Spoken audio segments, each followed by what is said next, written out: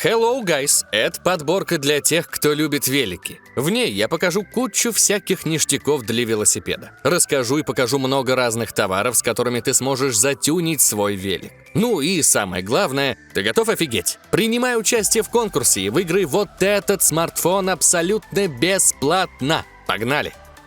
Когда покупаешь новый велик или самокат, встает вопрос о покупке хорошего, но недорогого замка на дисковые тормоза. Первым из них увидел этот, а поэтому его и купил. Но теперь-то понимаю, что в таком вопросе спешить нельзя, и лучше бы еще полазил, поискал. Почему так категорично? Все просто. Замок полный отстой. Если велосипед решат украсть, то он никак не остановит, запросто перекусит кусачками. Да и выглядит так, будто его уже знатно потягало в жизни. Ну, спрашивается, нафига мне БУ замок?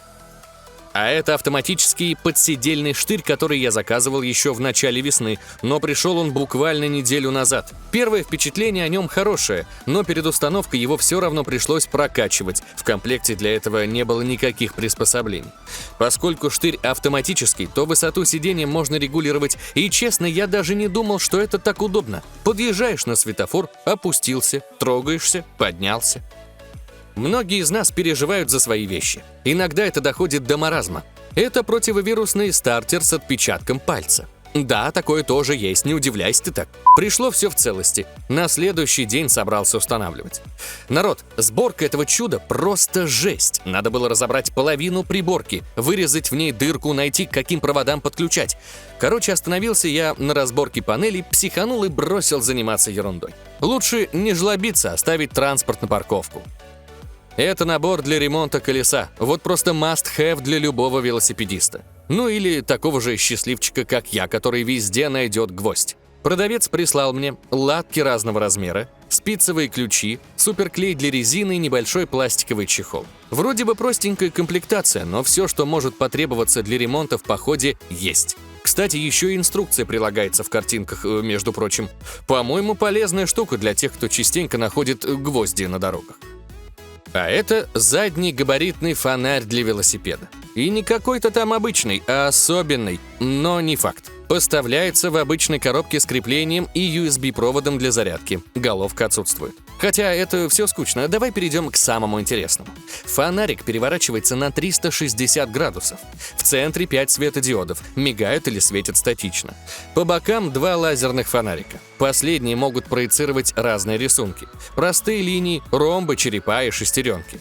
Но будь готов к тому, что одного заряда хватает всего на пару часов.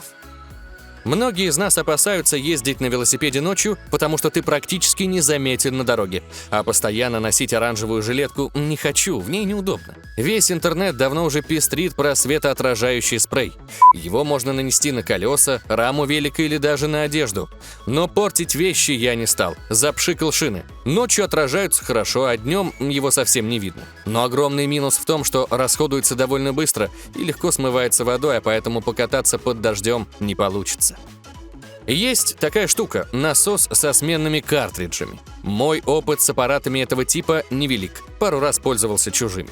По сути, он представляет из себя небольшую головку с резьбовым наконечником для ниппелей, в которую вставляется баллончик со сжатым углекислым газом. Качать обычным насосом 29-ю велошину – это просто мучительное занятие. Я считал, надо примерно 300 качков таких, знаешь, типа качков. Ну, качков. Не движений, а качков. Я считал, надо примерно 300 качков. А вот с газовым насосом процесс накачки занимает около минуты. Но зато ты разоришься на картриджах. Посмотри, какую приколюшку я нашел. Это анимированные колеса. Офигенно, да? По сути, это 4 прозрачные детали с LED-фонариками. Работает все это дело от зарядки, она идет в комплекте. Анимация загружается через USB, причем вариантов полно. Около 1000. Хоть прям каждый день меняй. В наборе даже были прозрачные черные хомуты, чтобы прицепить всю конструкцию к спицам. Я теперь всегда катаюсь с этой штукой, так что если увидишь на колесах храброго тигра или котоняшку, знай, это я. Фонариков много не бывает. Они нужны всегда и везде, особенно для велика. На нем удобное и, надеюсь, надежное крепление. Но, во всяком случае, у меня он еще держится. Плюс этого фонарика в том, что он проворачивается на 360 градусов. А еще он заряжается как от USB, так и от солнечного света. Кстати, от второго варианта он работает дольше, по моим замерам, около 6-8 часов. От провода зарядку держит почему-то слабее, хотя, думаю, это даже не проблема. У меня в детстве была жуткая паранойя. Я боялся одного. Стоит мне отойти на 5 минут, как мой велик угонят. Сейчас-то понимаю, что мой турист никому не сдался, но все равно, когда увидел сигнализацию, купил. Пришла она мега быстро. В первый же день проверил ее, выдернул чеку и чуть не стал бомжом. Сигнализация так орала, что прибежали не только родители, но и соседей. Ох, отхватил я тогда. А, собственно, чего я ждал в 2 часа ночи, что все порадуются, какая у меня крутая защита на велосипед? Я люблю возиться с велосипедом. Недавно заказал выжимку цепи. Сейчас ты, наверное, думаешь, разве ты не мог эту мелочевку в обычном магазине купить? Нет, не мог. На то время их там не было, зато на AliExpress быстро нашел. Пришла скоренько и в разобранном состоянии. У меня был настоящий квест по сборке, ибо инструкцию продавец забыл вложить. Ну, ничего, разобрался и сразу же решил опробовать, и... нифига не вышло, что неудивительно. После нескольких танцев с бубном понял, как оно работает, и, о чудо, выжил штифт полностью. А это безвоздушные шины для велосипеда. Да, ты не ослышался, им не нужен воздух, а значит, их не нужно накачивать, ремонтировать и прочее, что ты делаешь с обычными. Нужная амортизация создается за счет резины и углеродных трубок. Выглядит это, без всякого сомнения, круто. Но протестить их на своем велике я так и не смог. И все потому, что их нереально надеть на обод колеса. И это не я такой хиляк, мы пытались вместе с другом как-то нацепить их. Ничего не получилось, так и лежат в гараже. Что с ними теперь делать? На вид, что ли, продавать? А это амортизатор с регулируемой жесткостью для сидения. Подходит практически на любой велик и даже, кажется, без проблем встанет на электросамокат. Хотя, если делаешь это впервые, то придется чуток повозиться. Но зато после этого можно быстренько все отрегулировать под свой вес, характер езды и, наконец, протестировать апгрейд велосипеда.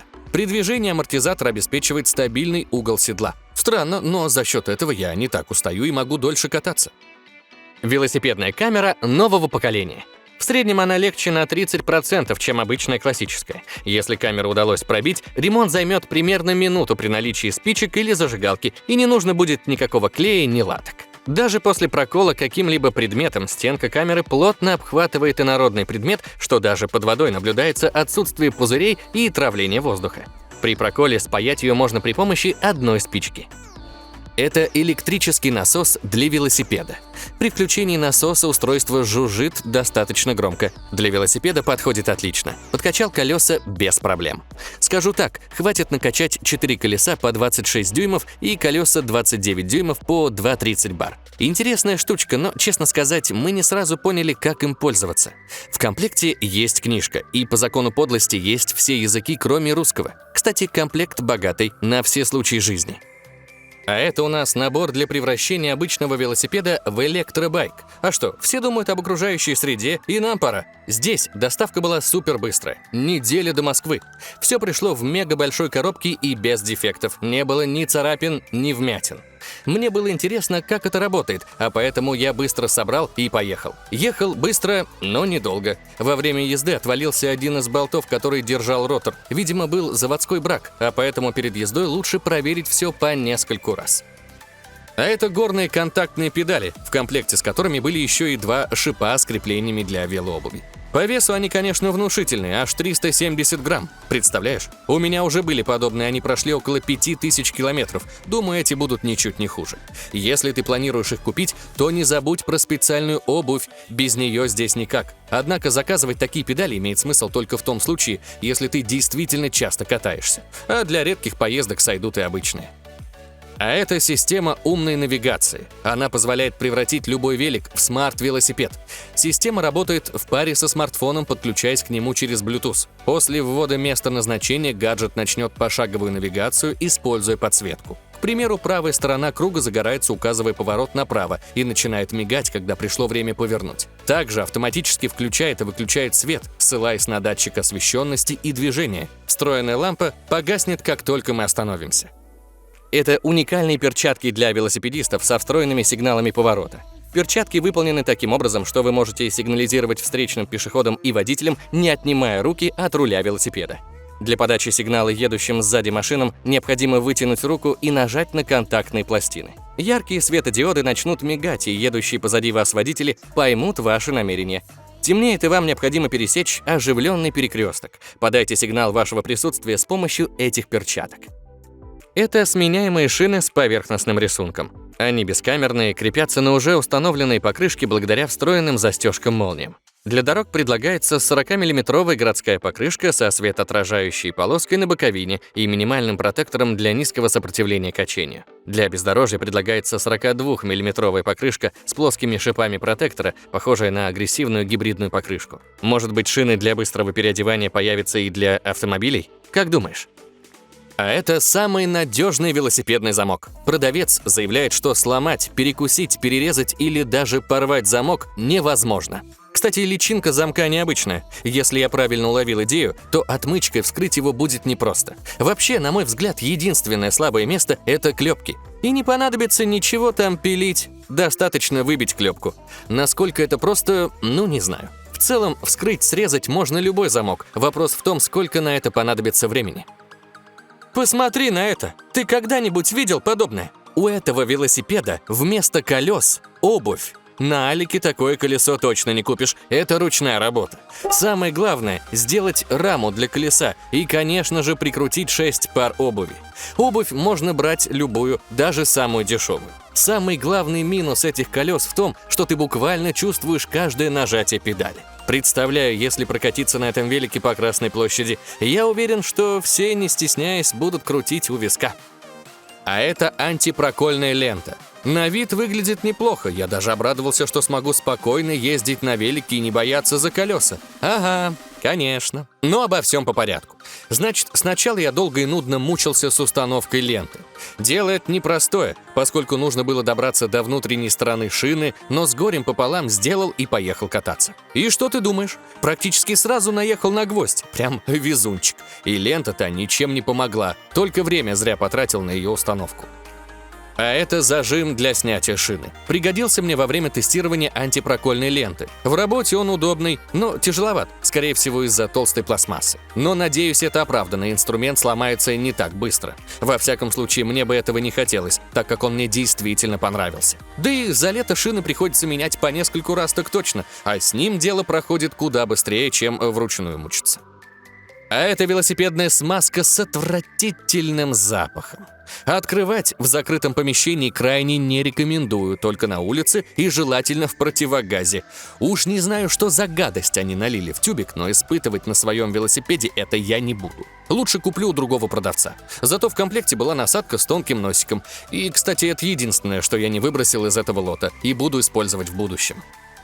А этот набор только появился на Алиэкспрессе. Я даже был первым, кто его заказал. Во всяком случае, у этого продавца. Похож он на конструктор Лего. Тоже все цветное и состоит из мелких деталей. Но, несмотря на такой игрушечный вид, в нем есть все, что может пригодиться во время дорожного ремонта велосипеда. Есть 6 разных бит и магнитная головка, на которую они цепляются. Она поворачивается на 360 и 180 градусов, а поэтому очень удобно подлезть в труднодоступное место. Сейчас меня, наверное, все засмеют, но знайте, я ни о чем не жалею. Да, я взрослый и все такое, но посмотрите, какая же это милая велосипедная уточка. Няшности-милашности. И вообще, я заказывал ее не себе. Вообще, это звонок на велосипед, который крепится на руль с помощью 2 резинок. А еще он светится в темноте. Каска с пропеллером снимается, ее можно менять. У продавца большой выбор таких головных уборов для утки. У меня есть каска с изображением языков пламени и в виде арбуза. Черт, спалился. Ладно, себе я ее взял, себе. Кто сказал, что на велосипед нельзя устанавливать видеорегистратор? Можно же купить вот такую камеру в виде фары и катайся себе, снимай что хочешь. Снимает она в разрешении 1920 на 1080, 25 кадров в секунду. Работает на аккумуляторе емкостью 240 мАч, около 4,5 часов. Причем реально. Поддерживает SD-карту до 32 гигабайт, а она в комплект не входит. Но помимо нее есть руководство пользователя на английском и китайском, USB-кабель для зарядки, кронштейны для крепления и пульт управления. А это съемник замка цепи велосипеда. Сначала он меня сильно озадачил, ведь он полностью пластиковый. Я до конца сомневался, что от него будет толк, но оказалось, что он вполне себе рабочий. Надеюсь, прослужит долго, а если сломается, то обязательно об этом сообщу. Кстати, его можно использовать в качестве бортировочных лопаток. Был бы он цветным, а то в походе такая небольшая черная деталька может легко затеряться. А это щетка для чистки цепи. Чистить цепь, конечно, нужно, ведь чем чище от примесей цепь, тем дольше она прослужит, меньше будет посторонних звуков. Скажу так, цепь без ухода проживет 1000 километров, с уходом 3000. Вообще лучше делать это раз в год, или тебе придется ее менять, причем если уже начались проскакивания, то скорее всего износились и звезды, в результате чего проскакивать станет и новая цепь, так что звезды тоже придется менять. А это велосипедный компьютер. Конечно, можно загрузить в телефон спецприложение, но это на любителя. Работает этот телевизор на шайбе батарейки. Когда снимаешь с руля, то все параметры гаснут, кроме текущего времени. Слева на вилке закрепляем датчик, причем расстояние от него до телевизора на руле должно быть не более 80 сантиметров. А справа магнит, который должен быть на уровне датчика. Быстрее всего настраивать и устанавливать эту аппаратуру в 4 руки. Один держит велик, другой копошится в технике. А это рукоятки для велосипеда, которые я заказал необдуманно. И нет, тут дело не в самих грипсах. К ним как раз вообще претензий нет. Сделаны добротно, по всей поверхности ручек есть утолщение для более удобного хвата. Внутри у них есть небольшой горбик, за счет которого крепления плотно прилегают и не соскакивают. И ты спросишь, почему покупка необдуманная? А потому что я не померил руль, а грипсы оказались слишком большие для моего велика. У меня там рога стоят и грипшифты. Давно хотел приукрасить свой велик, но банальной фигни мне не хотелось. Увидел эту светоотражающую ленту. Очень оригинально, знаю. У продавца есть разные варианты цветов, но я выбрал красную и синюю. На одном листе 8 небольших по размеру полосок, в длину вроде 22 сантиметра. Но 2 листов мне хватило, чтобы обклеить оба колеса. Днем их почти незаметно, но вечером это выглядит круто. Да, и если у тебя нет велика, то можно наклеить их на мотик или самокат. Если, конечно, хоть что-то из этого у тебя есть. Представь, что твой велосипед в движении звучит как настоящий мотоцикл. Погоди, стоп, ты сейчас серьезно это представляешь? Трансформировать велосипед в настоящий мотоцикл можно благодаря этому гаджету. К тому же он издает вполне себе реалистичные звуки работающего двигателя. Глушитель начинает звучать, как только начнется движение, а звук меняется с изменением скорости. Батарейки не нужны, его работа зависит исключительно от движения велосипеда.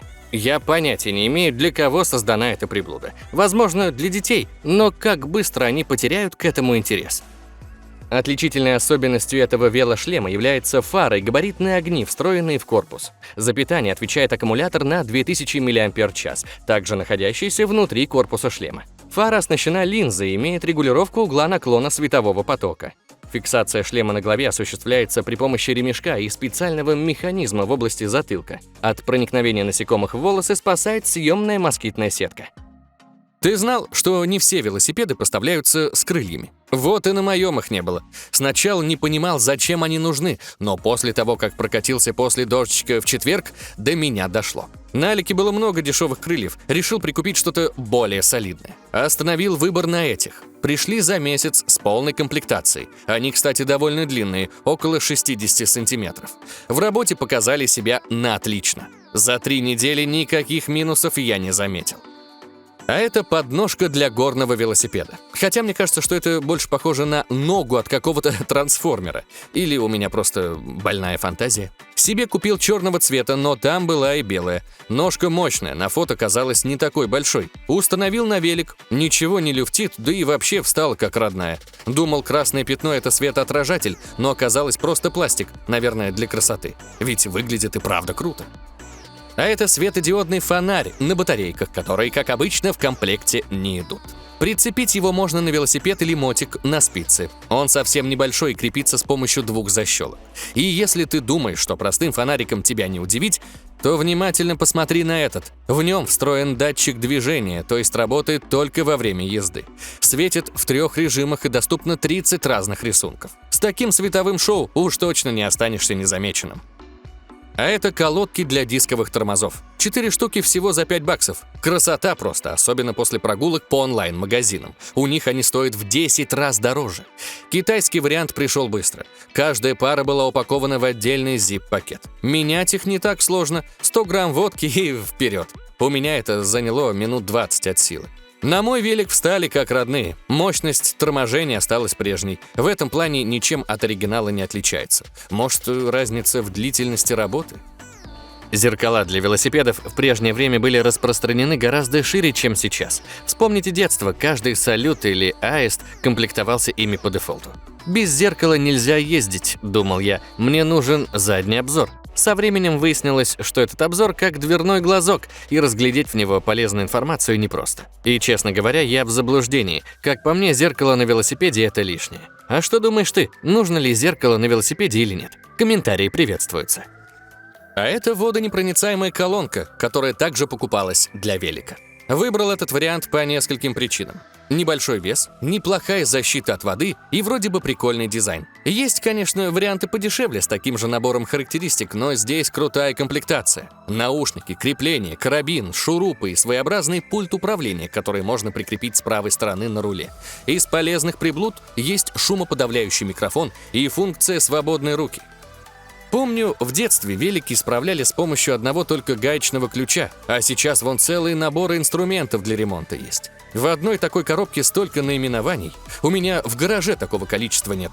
Зато есть все, что нужно. От крестовой отвертки до спицевого ключа. Но вот возить с собой такой чемоданчик будет трудновато, так как весит он почти 3 килограмма. И неудивительно, ведь в комплект входит аж 18 элементов. Я даже и не все назвать смогу. Хочешь выиграть смартфон Samsung Galaxy M51? Тогда принимай участие в конкурсе. С тебя лайк, подписка, колокольчик и пара комментариев для того, чтобы рандомайзер смог выбрать именно тебя. И как только мы наскребем 20 тысяч лайков, я объявлю победителя в ближайшую пятницу. Всем удачи, а хейтерам привет!